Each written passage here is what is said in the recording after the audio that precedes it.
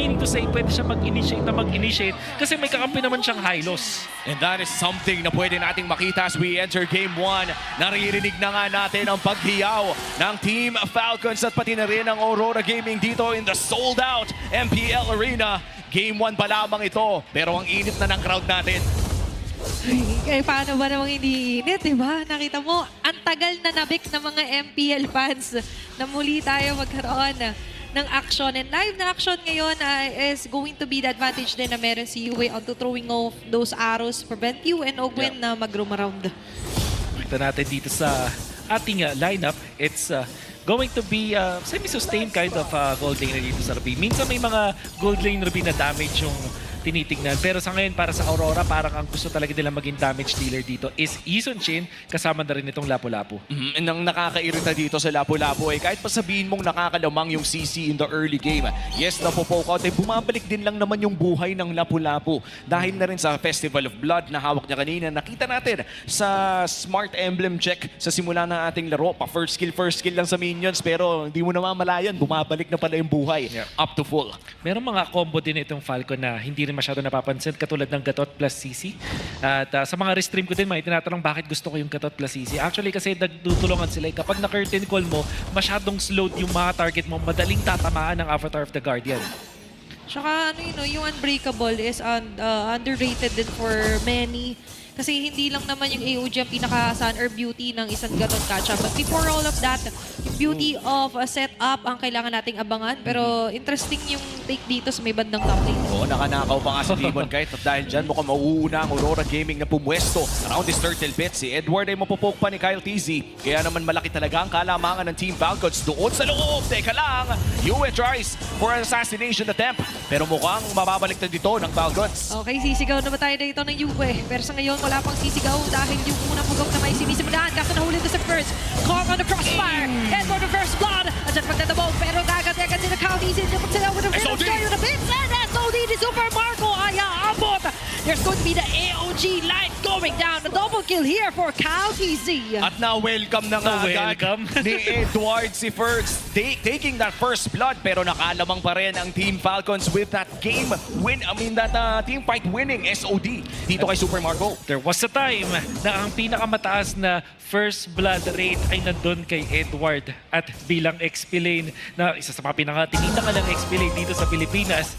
Welcome nga talaga niya si Ferds with that one. Pero syempre, tinulungan pa rin siya ni Yue. However, Falcon, maganda yung nakita nating turnaround kasi kahit pa nabigyan doon si Ferds, nakapagbato pa rin siya ng kanyang mga spells. Eventually, once able to have the vengeance, hindi nga lang ganun katagal. Tapos, Kyle TZ going in for the play instead. Aurora, for some reason, binitawan na lang yung turtle fight Actually, para mas pinili ni Demon Kite na magpa-level 5 dun sa purple buff.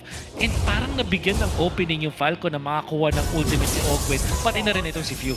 Tsaka mukhang nagkaroon din ng decision na mag-hero na lang para sa side ng Aurora Gaming. Throwing out the Mountain Shocker as well quite early. Yun nga ata ang kumuha ng kalahati ng buhay doon ni Ferds. But looking at the game right now, napaka-even pa rin po ng ating laro. And Demon Kite actually securing that crab as well. Biruin mo ganun ka-importante yung gold crab, binabatohan ng SOD ni Super Marco. That's very, very important. The only reason kung bakit nakalamang main Super Marco is because of that assist. And how about that? Meron ng War Axe ngayon si Ferds bago mag 4 minutes, sub 4 minute na War Axe. Well, to be fair, hindi siya bumili ng sapatos. Kanina pa nakapaa si Ferds dito. Kasi nga sanay siya sa wild. Para mas sabagay. ramdam yung mga packet ko kanina na nakita naman natin suddenly kasi sa kanya lahat binus yung firepower and it's good, still a good day for Falcons kasi without those firepowers ultimates, libre na lang sila makabawi. At mukhang pepwesto na nga dito ang Team Falcons around that turtle. Magandang pag-reclaim ng pwesto para dito kay Light pero si Ogwen mukhang malalaman nila na nandoon ang Hylos, half HP para sa turtle. Okay, nandito naman ang pagbagsak ng Glorious Pathway. Pero sumasayo pa rin si Kalkisi habang nakasecure pa rin naman ang pag-Birds going down yet again. Another arrow hitting on the Kalkisi. At napakita follow here para kay Edward. Si Ogwen naman ang kanilang pababagsakin. 4 ng metro, sapat! Double kill para kay Light. Sa bandang baba naman, lilingon tayo. Doming Kite onto Super Marco. Still, ceasefire muna. 4 yung natanggal kanina. Turtle para sa 4 na kill. Safe to say na mga Aurora doon. Makakuha pa sila ng 30 in the mid and as well as the purple buff. Ito yung nakakatakot sa Aurora. Kapag nakakuha sila ng second turtle teamfight, talagang tudurugin nila yung jungle ninyo. Talaga makakuha sila ng Torre and papaluboyin yung kanilang advantage now at almost 2,000 gold. And Yue opting to go for this glowing one. Eh, may mga Selinang gusto nga kapatid. Yeah. Hindi yung inuunang enchanted talisman. Sorry. Glowing one agad. Sorry, pero sa ngayon, malaking factor kasi yon. Ayan yung pro tip din sa inyo ni Wolf. But aside from that, malaking factor kasi for Team Falcons is that di ko pa nakikita magandang semi-umbrella. Yun yung overturn na combo. Pero grabe yung chase down dito kay Caldizi. Nilataga pa ka ng red carpet. Makakataas pa ng AOG. Para dito kaya ang matatamaan ng flow. There's going to be a taunt. And you with the umbrella taking down Demon Kind. Edward gaganti naman. It's going to be a killing spree. First right run away. Nandiyan yung Abyssal Trap. Sinalubong. Pinakain ng mga espada ni Edward. Ang daming nangyari doon pero 1-for-1 lang ang ating palitan. Nag-superstar trigger at lahat ng tao doon. Ang ganda naman nung pinakita doon ni Kyle TZ. Unfortunately, para kay Edward, parang hindi niya napop yung kanyang flicker mula doon sa Bravest Fighter. Para sana comboin doon si Kyle TZ at tinry nilang i-chase. Pero Ogwen finds a good opening. And nakita natin yung damage output ni Few. Parang kakaiba yung synergy ng ulti ng Kagura, yung combo ng Kagura sa AOG. Kasi parang pinapalayo din kayo with that ultimate. But I guess when it comes to damage, nandun naman yun. Kumbaga, libreng linyang overturn combo kapag nakatama si Ogwen na ulti niya. And for Team Falcons, kamuntika na ang buhay doon ni Kyle TC pero nauna pa rin sa pwesto ang Aurora Gaming at napakabilis na kanilang pagkuha ng pagong. Kaya naman ang magiging trade doon ay mukhang Torre para sa Turtle at lamang pa rin naman ang Aurora ng 2,000 as we head on towards the mid-game. Ito na ba yung oras para sa Aurora na lumaban na? Total, ito yung pinag-usapan natin kanina. 100%. Second item ngayon ni Domen. Kahit meron na siyang Queen's Wings, so kaya niya mag-frontlines. And kahit ma-initiatean siya dito ng AOG, eh mabubuhay pa rin siya at makakabawi pa rin when it comes to lifesteal. At tapos, Demon kahit papalapit na rin sa kanyang second item after this Hunter Strike. Tapos yung second item which probably is going to be baka mag-war act siya dito. It seems so. Pwede. And dun kay Edward din, makakuha rin siya ng second item. That is gonna be spelling trouble para sa Falcon. Baka kapusin sila ng DPS. In fact, masasabi natin, from 8 minutes up until 15 minutes, kapangyarihan ng Aurora yan. Yeah, kung sa spell lang, spell vamp din, a beautiful, magandang play lang for Doming Kite. It's everything, hindi siya halos mamamatay. Kung kanina din i-discuss natin yung strength zone Lapu, what more kapag nag-double down dito si Doming Kite. And now for Falcon, sabihin man natin merong option si Marco na hindi kumlash, pero wala siyang option na masyado makapag-spread out dahil covered ng Aurora yung mapa. Tsaka anytime na umaabante si Super Marco, nawawala talaga sa mapa si Yue. At bilang gold laner, no, nakakailang makita na wala yung mage sa mapa. And Team Falcons right now, they are looking for a way na tumagal ang larong ito. Pakiramdam ko yun ng kanilang win condition. Na bigyan ng oras dito si Super Marco, pero hawak na nga ng Aurora Gaming ang tempo, even burning that retribution para mawala ng resources ng Team Falcons. Endless battle ang inuna dito ni Demon Kite. Opting to go for a prolonged team fight. Alam natin yung, syempre, natural na item naman siya ng isang Gison Chain. But at the same time, second item mo yun, makukuha. Parang papatagalin pa nila yung laban para kung sakaling merong konting talon yung Falcon, meron kang additional na sustain afterwards. Ngayon, sa talisman, at this point, talagang power spec na kasi dito naman natin masabing anlipana na. But with that glowing one na priority, parang na pigilan niya yung paglakas dito ni Ogwen, pati na rin ni Ferds. Yeah, and they also want the vision war or yung intel kanina nga sa ating keys to victory. Pero ngayon, kakaroon tayo for this may bandang taas. Yeah, the flicker already exhausted here for Edward. Caldizi attempting to still. Kaso si Ogwen, maganda naman yung pagpasok ko na AOG. Tatama dito yung combination count kay few members of Aurora being scattered around the map. Pero isa lang ang kanilang plano. First, even with the vengeance, wouldn't survive. And looking at that entire play, Wolf, nagbago ba ang team fight na yun kung sakaling kumabit yung SOD? That will be totally different. Sobrang layo ng magiging impact dito ni Super Marco. Lalo na dahil naka-golden staff naman na siya. Hindi pa siya naka-Trinity pero magkakaroon siya ng enough DPS at magiging target din siya ng Aurora. Meaning, makakuha din ng launch pad etong si Joy coming out from Falcon. So, kumbaga dalawa yung mga potential damage dealers nila. However, this is as expected. Ito talaga yung power spike ng Aurora. it's gonna be difficult for Falcon to fight in that Lord. Oo, at ito na nga yung Lord na nagmamarcha sa baba. Napakasakit na rin ni Edward. Taking down half HP para dito kay Super Marco at may push pa nga nagaganap sa may bandang itaas. And that's gonna be 1/3 down para sa kupunan ng Aurora Gaming. At makakaisa pa sa gitna at mukhang may isa pa doon sa baba. What a stage coming in sa Aurora Gaming. Sobrang hirap ng buhay ngayon ng Team Falcons. There's numerous arrows, plus meron pang threat laging Edward sa harap. Di sila makakilos. Buti na lang, no? Meron pang holy shields para sa lahat ng mga tore ngayon. Puputok naman ng bagya pero makakaamba pa rin yung Lord. Hindi tatama yung Abyssal Arrow. Pero Doming kahit may flicker na available, hindi niya gagamitin for now. Walang inhibitor turret na babagsak and Team Falcons makakadepensa sa ngayon pero hindi pa tapos ang pag-push ng Aurora. Okay, this will be somewhat of a waiting game. Kung may tatamaan, pwede talagang bigyan. As you mentioned na rin yung Mountain Shocker. First will be able to run away pero wala na siyang vengeance agad. Ay! The situation. Pero another Harrow hitting out to Super Marco. A very nice defense for Owen. Nakaabang siya kung sakaling may tatalon. Talagang pinipigilan agad. Wag si Super Marco, but Falcon. Fortunately, talagang ito yung problema para sa kanila kasi napakadaming frontliners for Aurora. At this point, sila yung napakakunat na nakakawa siya ng Radiant Armor on going for the Kira's next item. And syempre, naturally, tanky ang isang Hylos. And then you also have etong si Edward, pwedeng pangharap with sustain. And Doming na may Queen's Wings. As a Ruby na gold laner, madaming items na nakuha to. Panigurado, kayang mabuhay sa isang combo ng Falcon. At saktong-sakto, no, makikita natin yan sa in-game equipment hatid ng Infinix. Looking at the items of the Ruby, mukhang patungo na rin siya sa isang Oracle. And looking at the items of Edward as well, talagang dalawang frontliners na hindi lamang napakakunat kundi napakasakit din ang kailangan daanan ng Team Falcons. And now that we are in this discussion, Wolf, ano ba ang win condition kung Falcons ka? This will sound funny pero maghintay ng 18-minute mark talaga. Sa ngayon, kailangan nilang tumagal up until the 18-minute mark kung saan hindi na masyadong malaki yung, impact ng gold gaps between the two teams. Yeah, yun yung inaantay talaga natin na time is of the essence.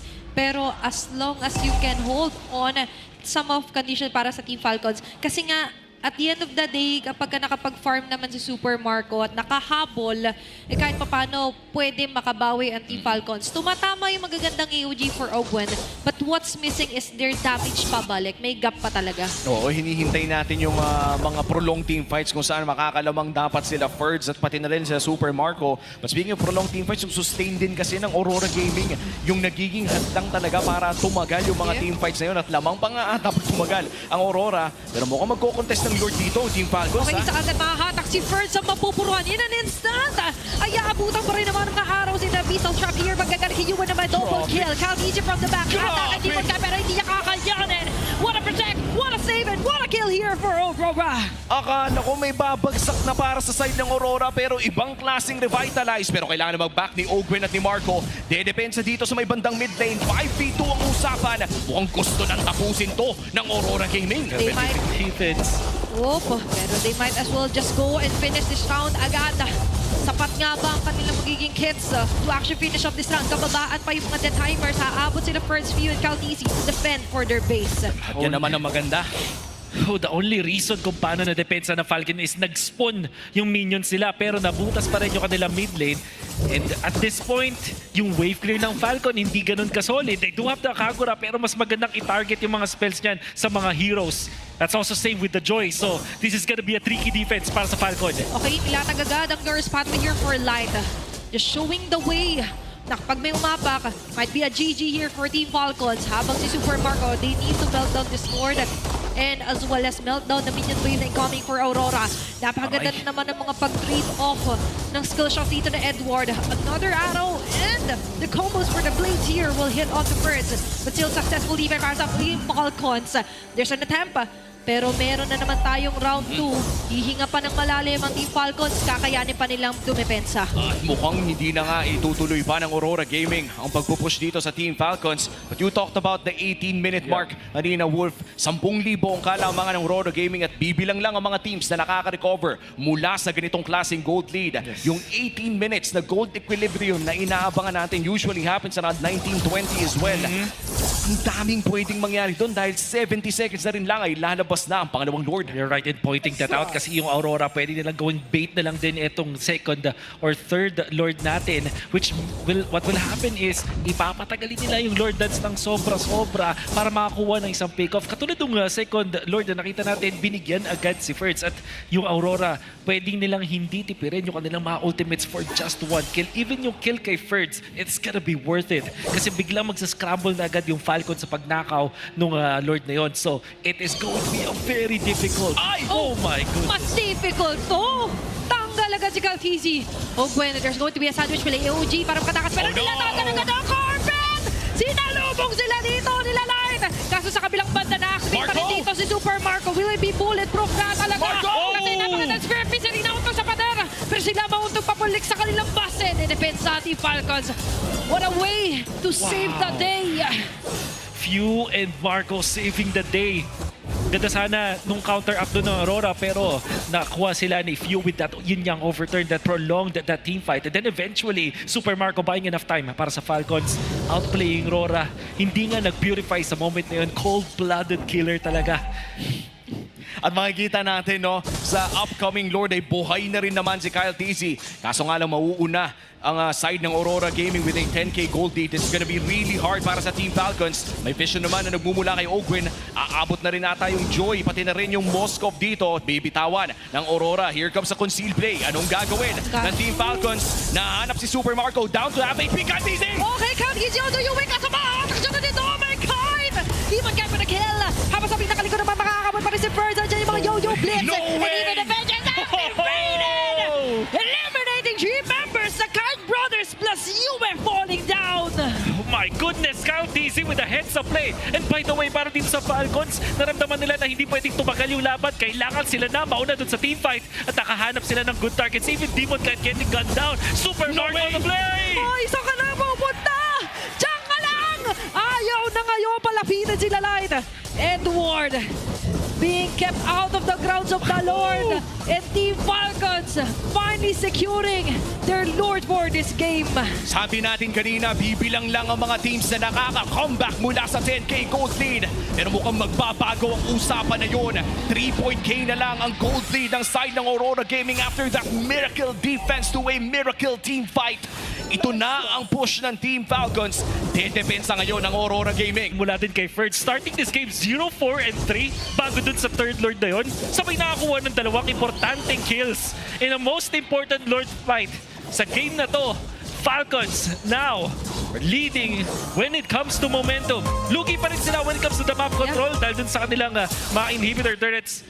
But we know that they're late game. With the Joy, with the Moskov, magandang scaling ng mga members dito ng Falcons. And they could play it safe here.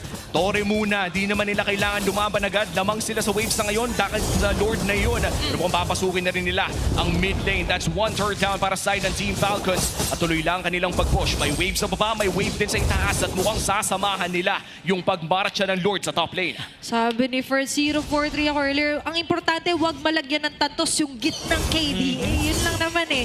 And aside from that, he finally taking hold of Edward means a lot for Team Falcons. And Team Falcons, honestly, ang maganda pa rin ang laro dito ni Edward. 4-0-8 on this Lapu-Lapu. One pick-off on Super Marco could change this. At mukhang makakaiwas naman mula sa Pana sa ngayon. Yun yung overturn is available pero hindi niya gagamitin at makiklear ang Lord doon sa may bandang itaas. At mid lane naman ata ang isusunod ng Team Falcons. Pushing up the top lane. Here comes the Mountain Shocker. AOG to zone them out. Okay, si Dominic at si Edward ang kanilang matadali. Kaso nga sa pinakagilid ay magkakaroon yata ng trade-off para dito kay Light. Pati kay Edward na nakatarget kay Super Marco na napakakuna. Nakakatas pa ba siya? Kaso yung mga sibat niya. Tatakot kasi maunod niya na si Light. At tutulungan pa siya dito nila Pyo. Ang kanyang mga kuya ang magliligtas sa kanya. Sa kabilang banda naman for Aurora, bawasan. At wala si Light. And that's just one inhibitor turret na nakuha ng Team Falcons. In the most part, mukhang na-even out na ng Falcons yung gold lead. Lahat na ngayon ay lock item, pero lamang sa wave ang Aurora. And most importantly, itong fourth Lord ng ating laban, yung long lane ay nasa bottom lane, which is dito nakakalamang yung side ng Aurora. So if they play this correctly, pwede nga naman sila manalo sa Lord Dance. Ang tanong for Falcons, will they do the same thing as Lord number 3? Sila pa mauuna sa sa teamfight. Sila ba yung magko-conceal play tapos kukuha ng isang pick-off agad sabay guguluhin yung combo ng Aurora para hindi na makapwesto. I think that should be the MO para dito sa Falcons kasi kapag sila yung nagtatry na maging passive, yung pana ni Yue tsaka yung mga trap ni Yue nagiging problema eh. But as you said, Wolf, no, ang problema dito para sa side ng Falcons ay malayo sa Lord. Yung mga waves na kailangan nilang bantayan. Thankfully, para sa Falcons ay may Moskov naman sila na pwedeng ipadala doon sa long lane. Pero mukhang information game na ang nilalaro ng Aurora Gaming dito. Hindi alam ng Team Falcons kung nasaan ang mga iilang miyembro. Si Yue ngayon ay magkita na rin si Ogwen. Di mo kahit in the pixel brush, si Light ay makikita na. At mukhang nagkaalaman na ng pwesto. At Lord na ang magiging sunod na laban dito para sa parehas na kupunan. Quality intel lang kailangan din dito ng Aurora. And as you mentioned, afford kasi ng Team Falcons, hayaan muna si Super Marco given na tumama mamaya yung SOD. At sana nga tumama yung SOD, no, if you are Team Falcons. Dahil kung hindi kumabit ang SOD in a crucial team fight, a 4v5 in the late game, yan ang hindi mo gustong makita kung Falcons ka. The only winning scenario doon is kung madediretso mo, magugulo ng mga kakampi mo, yung members ng Aurora, sabay ikaw yung magsisplit push at itotodo yun sa torre. But that is something na Aurora is very familiar with. So, hindi siya ganun ka-reliable as a strategy. At tignan mo naman yung ginagawa ngayon ng Team Falcons, no? Si Ferds ang umahawak ng Lord dahil meron din namang innate sustain ang isang CC. And for Aurora Gaming, kailangan nila magpadala ng isang miyembro doon sa may bandang ibaba mamaya lamang. Pero hindi pa nila alam na nilakad na ni Super Marco yung Lord na ito. At si Edward ay hindi pa nagpapakita sa may bandang ibaba. Information is the name of the game. Super Marco may bana pero maiiwasan niya. Okay, may nakaabang din na Domingkite. So maganda yung paglipat ni Super Marco kasi he was the most viable target here para kay Domingkite. Makita ni Caltizi, that's a very good vision here for Team Falcons. Vision War, ang kailangan ipanalo dito ng Falcons. Aurora is very, very tricky, very clever sa mga ganong pwestuhan. Mukhang binibait out ng Team Falcons as well, pero lumalamang na ulit yung wave ng Aurora Gaming. Mamaya lamang ay makikita natin na kailangan na rin magpadala ng Team Falcons ng isang miyembro doon sa may baba. At mukhang yan na nga ang kanilang magiging call. Nagpakita na yung Moskov sa bottom lane and that changes the call for Aurora Gaming. Bibitawan nila yung Lord. Mukhang nag-aantay sila ng potential na dadaan dito sa may LBM.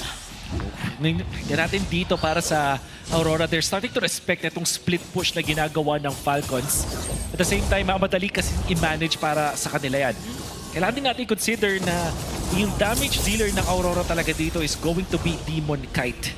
Mamaya, etong si Toming para more on the sustain and more on initiation na lang. And that's also true with Edward. Wala na rin siyang one-hit potential, especially pag nagsimula na magkaroon ng Winter Crown, na magkaroon ng Immortality itong mga members ng Falcons. Yung bentahe kasi ng isang lapu-lapu, isang mabilis ang pagbigay. And most importantly, ang hirap talagang hawakan ni Super Marco. Yeah. Hindi nila alam kung nasaan ang gold laner. And if this is it, paikot-ikot lang ang mangyayari sa larong ito hanggat either may matamaan ng napaka-crucial na bana o may mamali na pwesto. Overall, pwede nang mag-rinse and repeat ang parehas na kupunan dito for this Lord. Bawal kang mapuwing nito.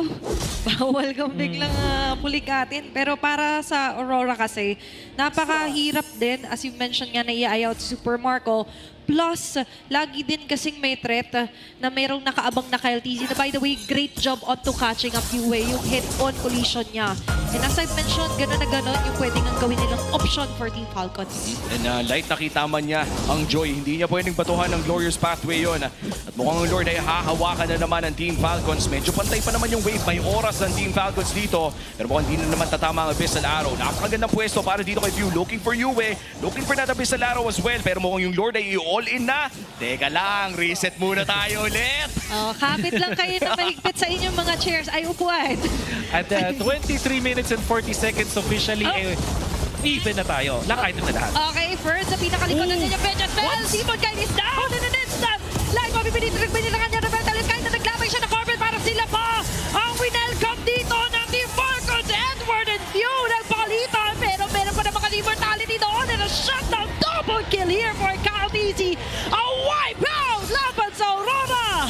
At mukhang mas malakas niya ang comeback sa setback dahil tatapusin na ng Falcons to. And Team Falcons, soaring high, taking the first game win laban sa Aurora. Falcons Falcons gamble dun sa late game composition. Joy, Moskov, CC, napakahirap ipulap yan. Sabay